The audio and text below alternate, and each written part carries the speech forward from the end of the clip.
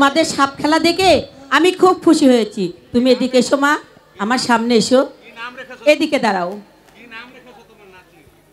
এই দাদি বুড়ি এদিকে আসো, তুমিও আসো। কোন বলছি তোমার নাতনির নাম রেখেছো কি?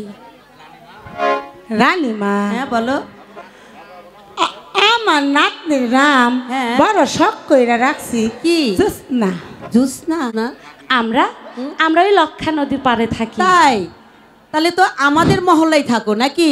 জি ঠিক আছে, তুমি এদিকে দাঁড়াও, আমি দেখছি।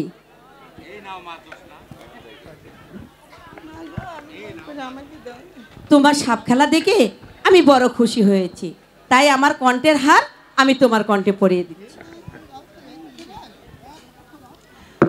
রানীমার জয় হোক। আর হাপের খেলা দেখে যে বেড়ারা পয়সা না দিছে তাকে সবার ক্ষয় হোক। থাক থাক বুড়ি, অভিশাপ দেওয়ার দরকার নাই।